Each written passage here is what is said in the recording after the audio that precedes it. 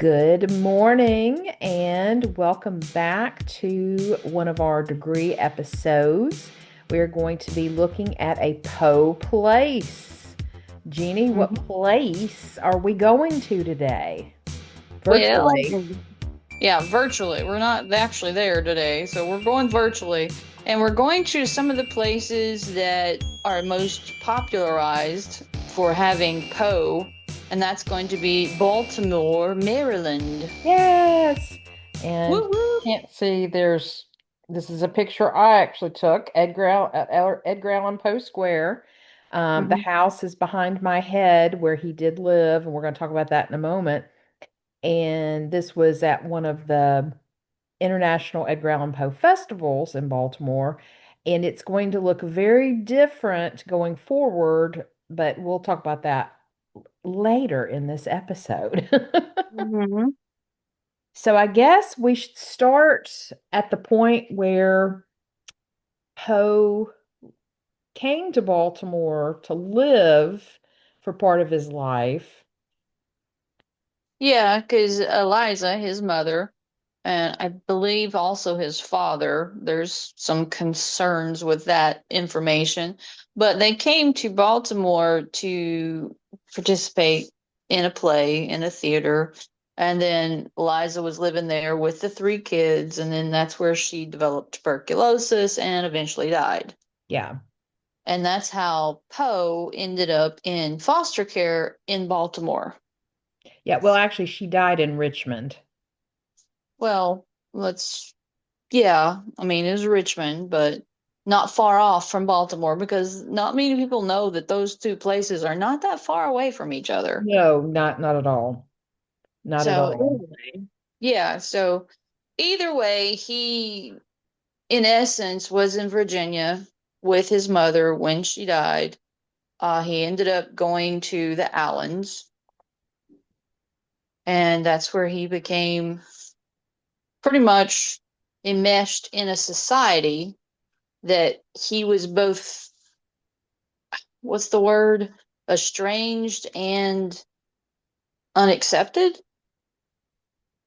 at some From, point. Well, because of Mhm. John, his Yeah, stepfather, or his foster step, whatever you want to call him. Foster. I'd say Foster. Yeah, either way, he was not truly a father to Poe. He only No, got him because of Francis. agree. I agree.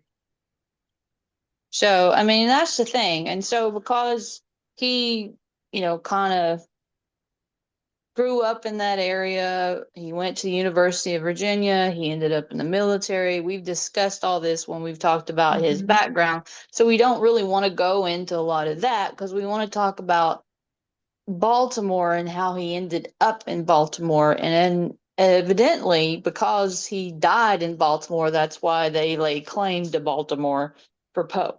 Right, exactly. And because it really and truly, he did not live a lot of the years of his life in Baltimore. It was more in other places, but especially for Virginia.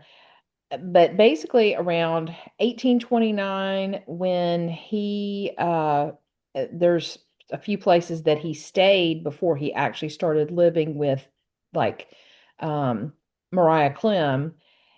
He stayed at Mrs. Beecham's home, who was a cousin of his. He stayed there in the month of May. And then also in 1829, at the Bells Hoover Hotel, which is located now on Hanover and Baltimore streets, and all of these places don't exist there. They are demolished, but you could like actually go to the streets or street corners and see these. He did share a room with his cousin Edward Mosher in June. So he went from May to June, moving like that. And then in 1831, when Poe returned to West Point, he lived with Mariah Clem at her house on Mechanics Row at Willis Street. And so basically, 1829, he returned from the army and then went to West Point. And on his return, That's when he came back to live with his aunt, Mariah Clem. They moved to the street or the Poe House, which is behind me on North Amity Street, which still exists. At the time they lived there, this was in 1832 to 1835. It was number three when they lived there. Now it's number 203, like technically with the address. But Mariah Clem was there. Her husband had passed. Her daughter Virginia was 10 when Poe came to live there. And then her mother, who was very ill, Elizabeth Carnes Poe, Poe's grandmother, also lived with them because her husband's pension basically helped pay for their rent and things like that. Probably at the beginning of Poe's time there, Mariah's son Henry Clem possibly lived there. And at the time, this was considered the countryside, which I thought was very interesting because it's very much in the city of Baltimore now. Well, you also have to understand in that early times, the United States was still growing and the population probably as a whole with the current colonies slash states by this time Hmm. was only a little over 3 to 4 million. Yeah, So most everything was not as urbanized as we know it exactly. today. Yeah. It would have been just very interesting to see it during the time before all the expansion. Oh yeah, I mean it still was modernized in certain ways, but it was definitely a lot more land and not paved roads and all that jazz. So Yeah. Oh, yeah. Another place that Poe utilized during this time frame from about 1831 to 1832 was the Mount Clair B&O Railroad Station. He would go visit his friend John Pendleton Kennedy in Ellicott's Mills, and so he would take the train to be able to travel there. So that's really cool. yeah, And I mean it was a great way to travel back in those days anyway, because it Mhm. it to us would be the equivalent of the airplane. Oh, absolutely. Absolutely. Just, yeah. I don't know which one would be safer. We're not going to get into that discussion. No, no, because they both have their problems. Oh, absolutely. Absolutely. But again, we're not going to get in that discussion because Jeannie will take this episode and turn it into air disasters. Oh yeah, hey, I could actually turn it into train disasters. Trust me, I know those too. So Oh, I know. I know. yeah, we're not going to go there. So we're talking about the actual city of Baltimore and why they lay claim to Poe. Absolutely. So the this was early on in Poe's career as a writer. Hmm. And he did write several stories and poems while living in Baltimore. And so I'm going to read the list.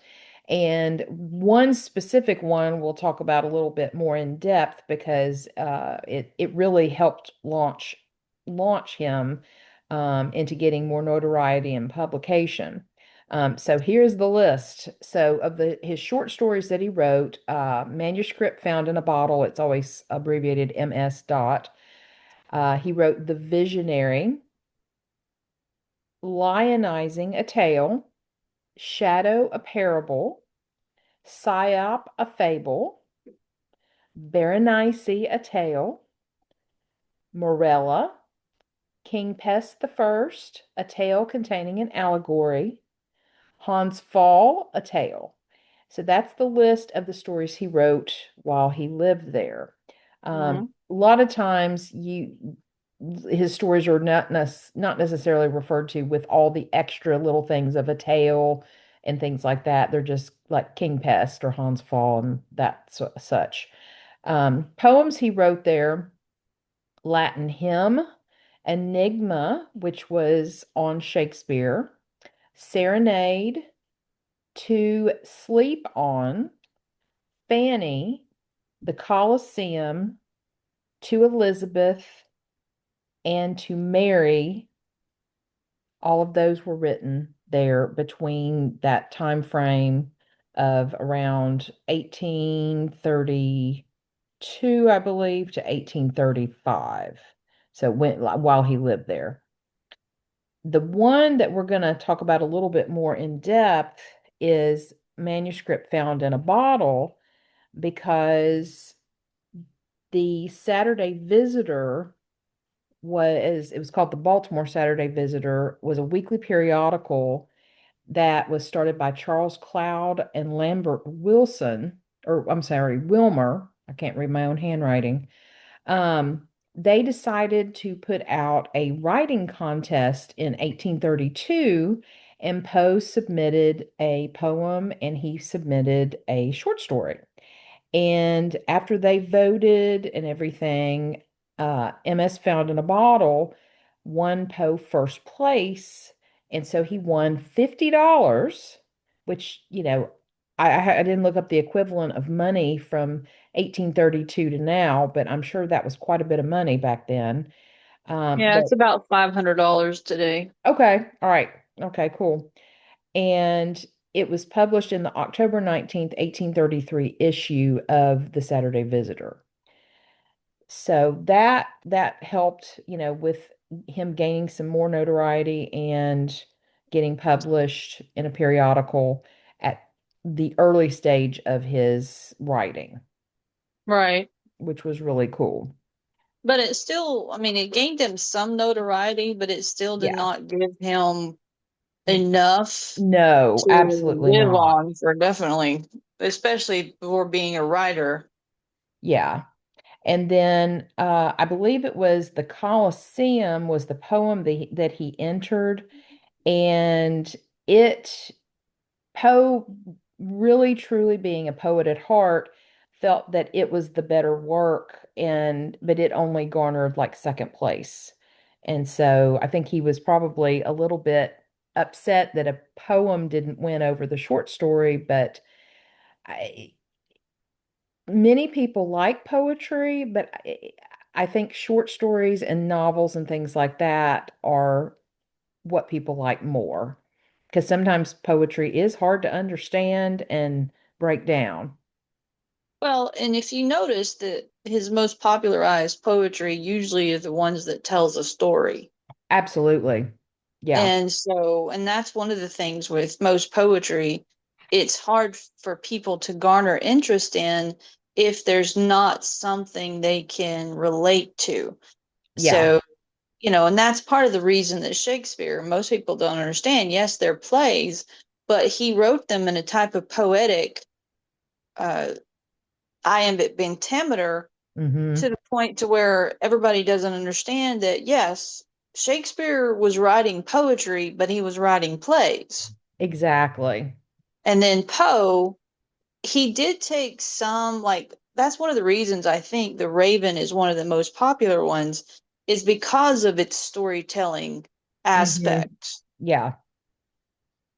So yeah, and it was a disappointment for Poe definitely to, because poetry was in essence, from what we've gathered, one of his first loves and something Hmm. he attached himself to more than short stories.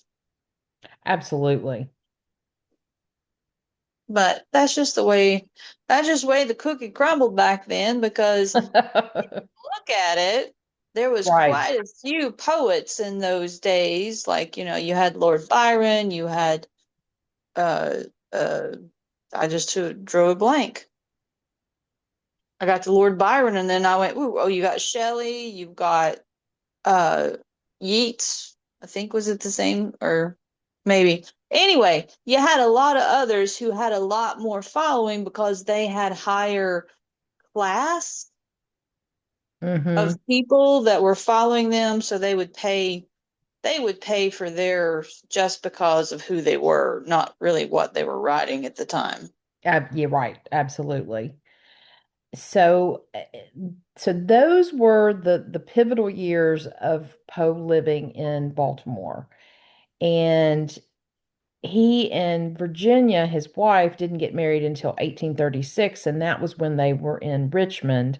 And so Poe moved the family to Richmond to work at the Southern Literary Messenger, Mhm. but they didn't get married until they arrived there. And so Mhm. I think there's some, lore that possibly they had a secret marriage in Baltimore, but I don't think there's been any proof of that. I just know things that I've read that that comes up sometimes. Well, But yeah, it's just another one of those rumors. yeah, and it could be true. We just don't know. Mm.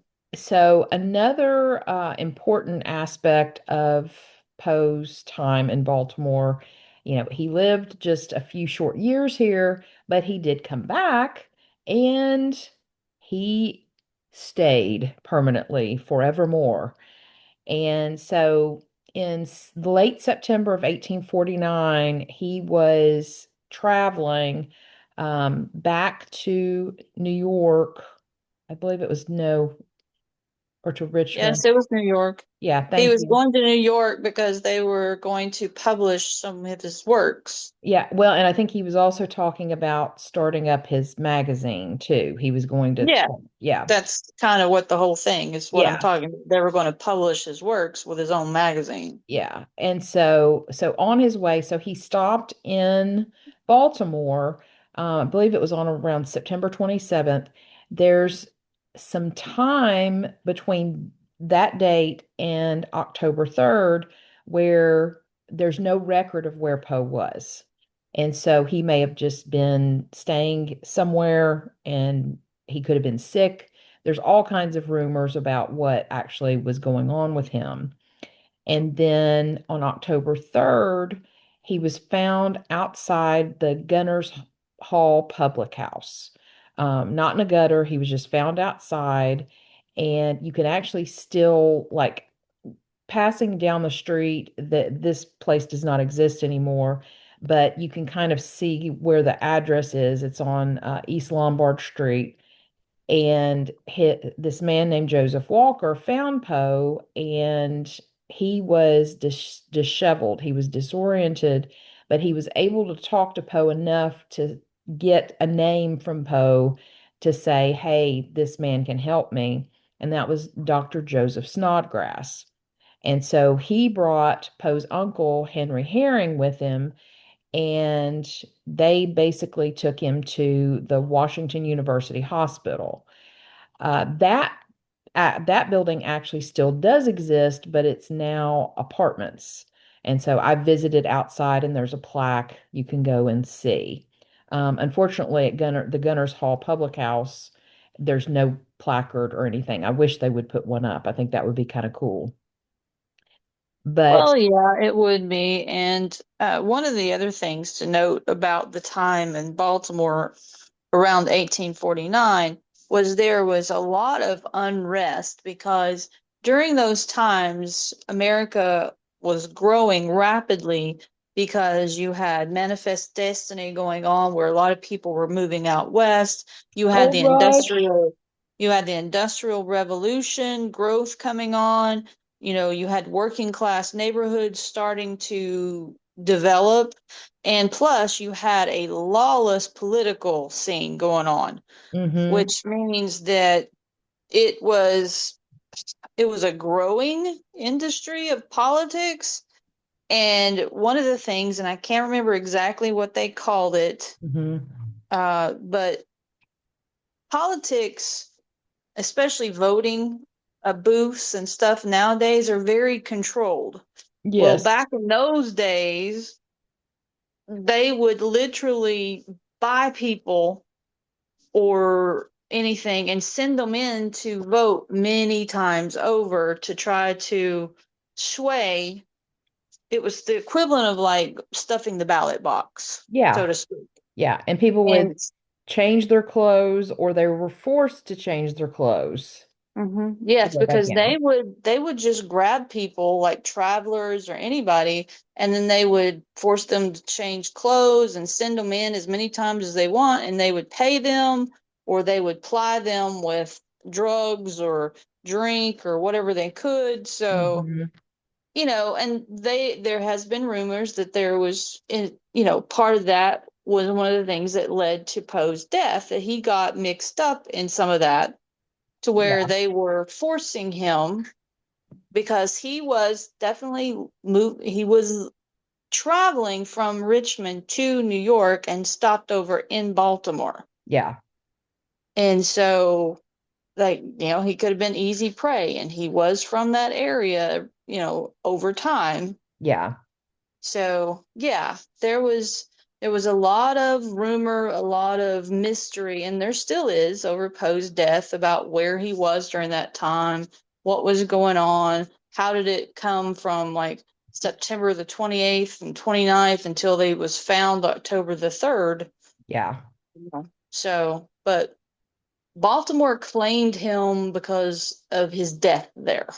Yeah, I mean, really and truly, it's the biggest thing to happen. I mean, Boston kind of barely claimed him for his birth, but now Mm-hmm. they're embracing him more. But now, yeah, Baltimore has a very legitimate reason to claim him. Um, but the Washington University Hospital is on North Broadway. Like I said, you can still go and see. There's the placard. Get your picture taken outside if you want. I did. And then the where he's buried is the Westminster Burial Ground, which is at West Fayette Street. And Mm-hmm. Poe's grave, the final one, we're going to talk about that for just a second, is at a corner where, like, if you happen to go there and for some reason the gates are locked, you can still see his grave prominently from the street, which is the first time I ever got to go, that happened. They were supposed to be open and the gates were locked. And I was crushed that I didn't get to go in, but I still was able to see it, take a picture, and that kind of thing. But I just couldn't see the entire uh, monument around it. But Mm-hmm. Westminster Burying Ground started out as Baltimore's first Presbyterian church in 1786. And so the church building itself, it's renovated now to be an event center, but it's absolutely gorgeous on the inside. And then just right outside is the graveyard. And the during the Revolutionary War and the War of 1812, the church, um, where the property was, built piers over some of the tombs. And so they've created, in essence, kind of a catacomb type state with some of the graves underneath. And so the way to go down into a lot of the graves underground is through this very narrow little stairway down there. And it's very cool. I've been down there. But originally, these graves were not, they were actually on the ground. And so it's just very interesting to think about. But Poe originally was buried in an unmarked grave right next to his grandfather in the back of the cemetery. And then I think it was his cousin had a um, tombstone put there for him. So then in 1875, a school teacher and students raised money, pennies for Poe, to get a proper monument for his death, for his grave. And so they temporarily moved him up close to where the final resting place would be. And so he was moved there. And then in 1875, they actually put him where he is buried now. And they had a ceremony, and Mariah Clem's buried there. Virginia, his wife, is buried there. And in 1875, when they did this and had a ceremony for it, Walt Whitman was actually in presence for this ceremony. So that's really kind of neat. Yeah. I mean, it's got some wild times going on with his burial, and Oh yeah, his movement. You know, and even Virginia. after he died, he was still moving around. Yes. Yeah, because I think it was the first time they moved him, his casket came apart and his skeleton was like right in front of everybody.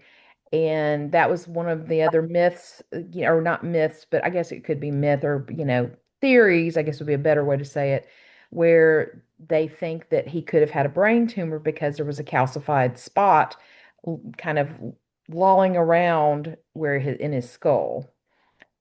And Yeah. so, but yeah, so they had to kind of fix that.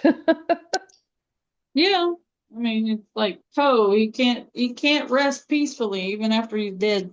Exactly. And the ceremony was on, I couldn't remember the date, but it was November 17th, 1875, where they reinterred him permanently.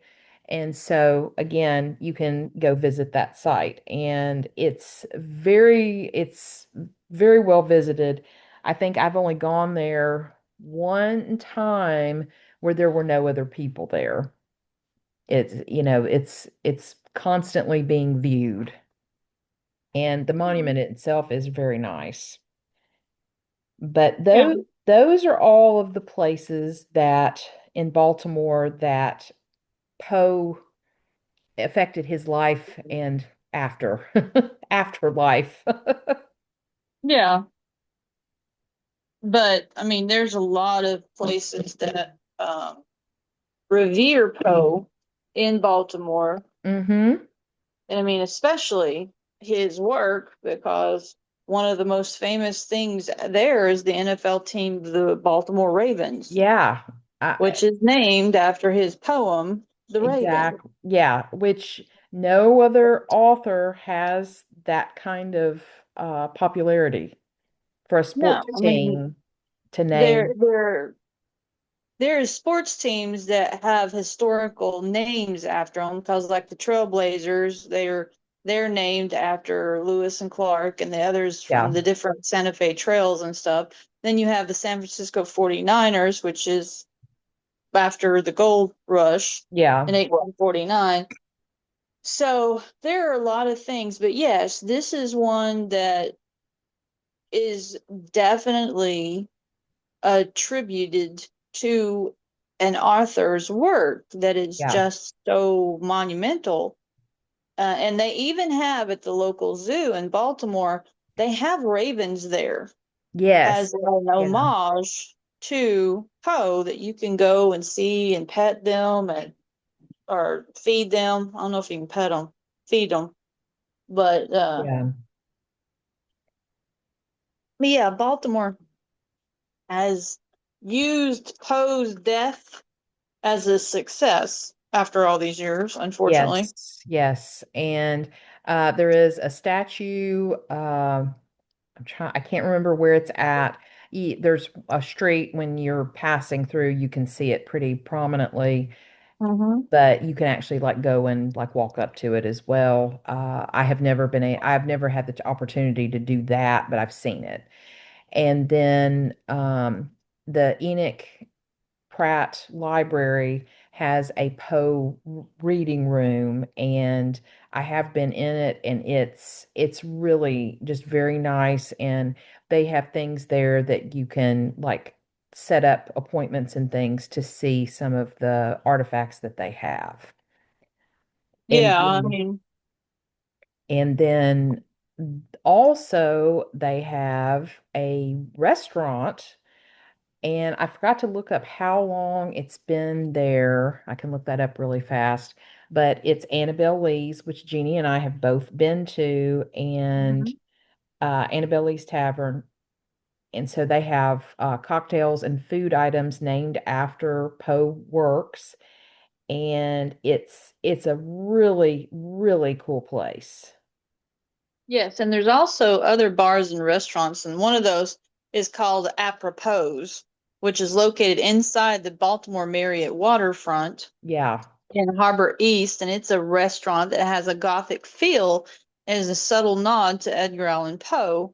And their classic American inspired local fare with names like Poe Burger And then, of Mm-hmm. course, you have Annabelle Lee Tavern, which was opened in 2007, Yes. that pays homage to him, like Carmen was talking about.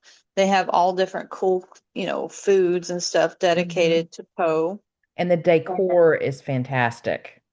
Oh yeah, it's very, it's a, it's very whimsical Mm-hmm. because of the Poe relations, because you feel like you're back in those times, Yeah. which is really cool. Yeah, absolutely. And one of the biggest things that I know, other than the Poe Museum, is the International Poe Fest every year. Yes. And that takes place either it's the weekend as close to his death date as possible, which was the death date was October 7th. Hmm. And this year it his death date is on a Wednesday, and so they chose the first weekend. Yeah. And I have attended every year, even the year during COVID where it was virtual. I watched online.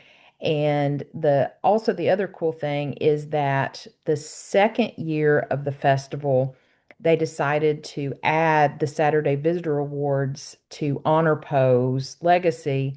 And as an author, artist, performer, any kind of work that is really dedicated to Poe, inspired by Poe, adapted of Poe, can be submitted to be nominated. And then if you're nominated, you may win. And so there's been some really, really neat things that have won for it. Yeah, they're very diverse in that area. Mm-hmm. Absolutely. You've And got dances, yeah, music, all kinds of cool things. yeah, and different art forms, not just there's always been like lots of paintings and artwork of that visual flair. But I've also seen, I think I think it was the first year, someone was nominated for like Poe nutcrackers. Like they were really, really neat, really cool. Yeah. But the and to me, one of the highlights of the whole festival is the Black Cat Ball, which takes place on Saturday night. They've held it at a few different venues, but the main one that they've kind of stuck with has been Westminster Hall. And so they do present the winners of the Saturday Visitor Awards there. There's food, there's dancing, music, entertainment. Um, and everybody gets dressed up. It's themed. Um, Last year was the Raven theme, and facts in the case of the M Baltimore, both of those were celebrating anniversaries. And then this year it's going to be the Cask of Amontillado theme. And so people dress up kind of in that regard of the theme. And then at the end of the evening, everyone goes out for a cognac toast at Poe's grave. And so it's spooky, gloomy, macabre, and wonderful all in the same breath. Yeah, and it's one of the biggest things in Baltimore that is still living for Poe. Yeah, So it absolutely. happens every year. Mm-hmm. And so, yeah, Baltimore does really keep Poe's legacy alive, and they are in the middle of adding on a museum to be basically attached to the house. And a few years ago, they created Poe Park right in front of the house. It's kind of like across the street. And they have pavers where people have donated bricks with different sayings and things. And that's where the festival takes place, is right there on the street. And they also usually have things that go on at Carroll Mansion, which is a historical home not far from there. And then it's an amazing time. So if you get the chance, it's October 2nd through the 4th in Baltimore, Maryland. Come on out, and we'll be there as a vendor. Yay! Yes. Yeah, Yes, it's the tons of Six fun. Degrees of Poe. So yeah, Yes. I mean, Baltimore and Poe is synonymous anymore, and we're Hmm. thankful that Baltimore pays the homage that they do to Poe and Yeah, keep them alive. And we hope that many other places continue to mark where he was, where he went, where he left. You know, exactly. And you can tour the house. You just have to make the reservation for it. And it's very fascinating to go in and see everything. yeah, it is. And then, we've talked a little bit about, but Richmond, since it's so close, you got to run down there if you want to check out some artifacts from Poe's life. So, Absolutely. Yeah, their museum is fantastic. but if you ever get the chance, go hang out in Baltimore, and it's got a lot more, but there's a whole lot of Poe going on. Yes. So you'll enjoy it as we do, Yes, as the Poe ghost of his legacy still hangs around in some areas. There has been rumors that you can see him passing through some bars and places that uh, represent Poe. So they have some ghost tours, so you can try those out too. Maybe you'll get a glimpse. that's true. You never And know. yes. And this is our last degree episode for season 5. So coming in August starts season 6. Woohoo! 666. Because it's season 6, the 6 degrees of Poe in 2026. So I'm just saying. Yes. Yes. It, And it's it's it's very memorable to start it out that way, is all I gotta say. there you go. There you I'm go. starting to rhyme again, Carmen, so we I gotta wrap this up. exactly. Well, I guess on that note, We we are are Poe Poe out. out.